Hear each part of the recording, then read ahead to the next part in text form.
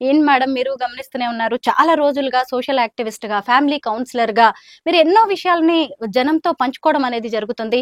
ఇప్పుడు చోరీ కేసు చూసారు కదా, కొత్తగా మళ్ళీ ఇది స్క్రీన్ మీదకి వచ్చింది. మీకు ఏమనిపిస్తుంది? లావణ్య చెప్తున్న మాటల్లో నిజం ఎంతవరకు ఉందంటారు? అసలు ఇన్ని రోజులు ఎలా చూసుకోలేదు లావణ్య? చూసుకోవాలి కదా. ఇన్ని రోజులు మాట్లాడుకోకుండా ఈ రోజు మాట్లాడడం వెనకమాల గూఢార్థం ఏంటి అంటే, ఈ విషయాన్ని తను మర్చిపోదు, ప్రపంచాన్ని మర్చిపోనివ్వదు. ప్రపంచం దృష్టికోణం నుంచి ఈ సమస్య మరల్చడం ఆవిడకి ఇష్టం లేదు. ఎందుకంటే డే 1 నుంచి తను ఒక మానసికంగా లోన్లీగా ఉన్న మనిషి. అలాంటి వాళ్ళు ఎప్పుడూ చుట్టూ నలుగురు ఉండాలని కోరుకుంటారు. ఉండి వాళ్ళతోటి ఎలా ఉంటారు చుట్టూ నలుగురు, ఆ నలుగురిని ఆకర్షించే విషయాలు ఏంటి అనేది చూసుకుంటుంది.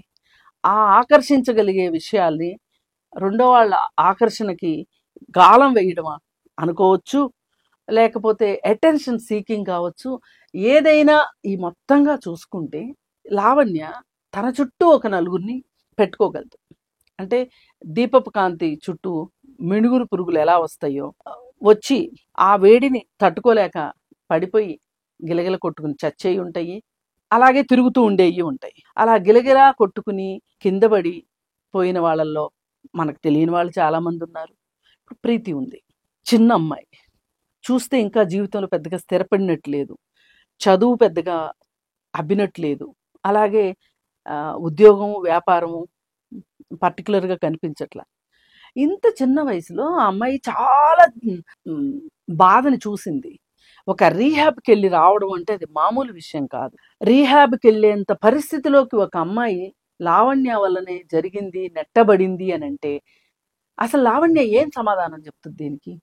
ఇప్పుడు రాజ్ తరుణ్ తోటి తన వ్యవహారం, వాళ్ళ ఇంట్రెస్ట్లు, వాళ్ళ వెస్టెడ్ ఇంట్రెస్ట్ అనివ్వండి, ఏ ఇంట్రెస్ట్ అన్నా అవనివ్వండి, వాళ్ళిద్దరిది ఒక సపరేట్ ప్యాకేజ్. మంచి జరుగుతుందో చెడు జరుగుతుందో, కింద పడతారో మీద పడతారో సస్తారో అది వేరే విషయం. కానీ ఏ సంబంధం లేదు ఒక రకంగా ప్రీతికి. స్నేహమా? ఏ స్నేహం? డ్రగ్స్ తీసుకోవడం ఒక స్నేహమా? దీనివల్ల ఏంటి అల్టిమేట్గా ప్రీతి పొందింది ఏంటి? అసలు నీ ఇంట్లో ఎందుకు ఆ అమ్మాయిని ఉంచుకున్నావు? నీకు హెల్త్ బాగలేదని చెప్పి, నీ పరిస్థితి ఏదో బాగలేదు అని చెప్పి ఆ అమ్మాయికి చెప్పి ఒక అటెన్షన్ సీకింగ్, అటెన్షన్ గ్రాబింగ్ ఇది. దీనికోసం అబద్ధాలు చెప్పటము, లేని ప్రేమను వలకబోయటము, లేకపోతే నిజంగానే ప్రేమ ఉందో తెలియదు, ఆ ప్రేమకి అర్థము పరమార్థం లేదు, ఇవన్నీ జరుగుతున్నాయి లావణ్య జీవితంలో. లావణ్య దగ్గరికి ఎవరు వచ్చినా సరే మాడి మసైపోవాల్సిందే.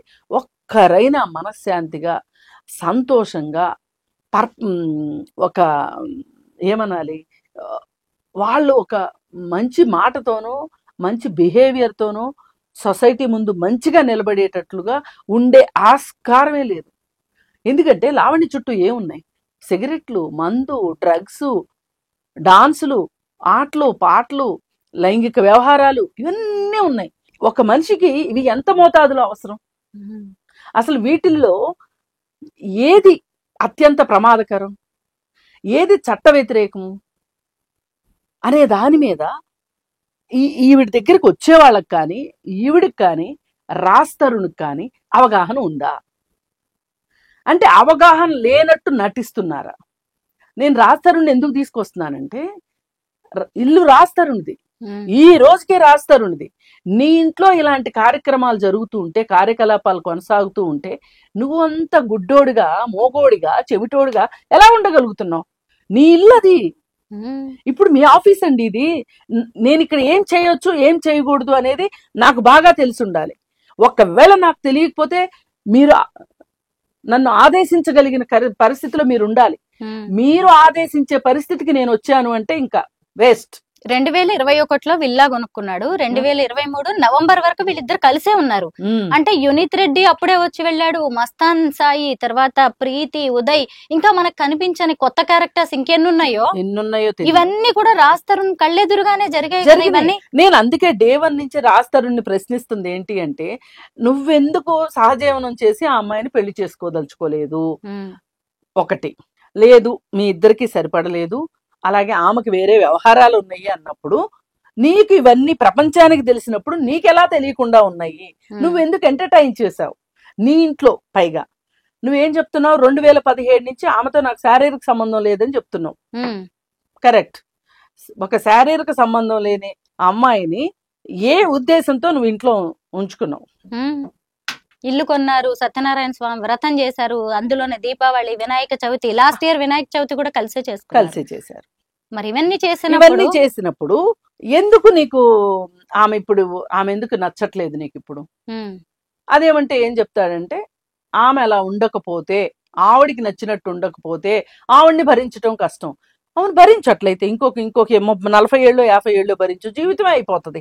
ఈమె వచ్చేసి నన్ను మోసం చేశాడు, 11 ఏళ్ల లివ్ ఇన్ రిలేషన్ అని ఆమె కేసు పెట్టింది తప్ప ఇతను పెట్టలేకపోయాడు. ఇంత జరుగుతున్నా అదేమంటే అదే చెప్తాడు, నాకు సినిమా కెరీర్ నాశనం అవుతుంది, నా చేతిలో సినిమాలు ఉన్నాయి. ఇప్పుడు మాత్రం కాలేదా? ఇప్పుడైనా అయింది కదా. ఇదేదో 4-5 సంవత్సరాల క్రితమే అయింది అనుకోండి, ఈ పాటికి అందరూ మర్చిపోయేవాళ్ళు, నీ కెరీర్ మళ్ళీ నీ చేతికి వచ్చేది. ఇప్పటి వరకు నువ్వు పాముకున్నది ఏంటి జీవితంలో? నేను అందుకే డే 1 నుంచి నేను మాట్లాడుతుంది ఏంటంటే, రాజ్ తరుణ్ ని అమాయకుడు అనుకోవటానికి వీల్లేదు. లేదు అనుకుంటే అతను ఏమీ చెయ్యలేని నిష్క్రియాపరత్వంతో ఉన్నాడా, అంటే జరిగేది చూస్తూ కళ్ళప్పగించి ఏమి చేయలేని పరిస్థితిలో ఉన్నాడా? అలాంటి పరిస్థితి ఎందుకు రాజ్ తరుణ్కి? నా అబ్జర్వేషన్ ప్రకారం ఈ మొత్తం ఈ 2 నెలల నుంచి వీళ్ళ స్టోరీ విన్న తర్వాత నాకు అనిపించింది ఏంటంటే, రాజ్ తరుణ్ ఒక వెన్నుముక లేని మనిషి, వేరే ఇంకొక స్ట్రాంగ్ పర్సనాలిటీ మీద డిపెండ్ అయ్యే పర్సనాలిటీ అతనిది. అతను మీద ఇంకొకరు డిపెండ్ అయ్యేదానికన్నా అతను డిపెండ్ అయ్యేదే ఎక్కువగా ఉంటది. ఒక సైకలాజికల్ డిపెండెన్సీ ఉంది అతనికి, ఒక మోరల్ డిపెండెన్సీ ఉంది. ఆ డిపెండెన్సీ కోసం ఒక స్ట్రాంగ్ ఉమెన్ కోసం చూస్తూ ఉంటారు ఇట్లాంటి వాళ్ళు. లావణ్య ఒక స్ట్రాంగ్ ఉమెన్ లాగా కనిపించింది అతనికి. పైగా ఆ అమ్మాయికి చేతిలో డబ్బులు ఉన్నాయి, ఆ రోజు నీకు సహాయం చేసిందని నువ్వు ఒప్పుకున్నావు. ఆ అమ్మాయికి ఆ డబ్బులు ఎలా వచ్చినాయో తర్వాత సంగతి.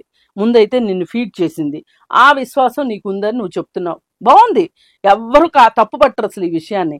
కానీ ఆమె అలవిగాని వ్యక్తిలాగా అయిపోతుంది, నా జీవితం ఏమైపోతుంది ఏమతో ఉంటే అనే ఆలోచన నీకు వచ్చినప్పుడు నువ్వెందుకు పక్కన పెట్టలేకపోయావు?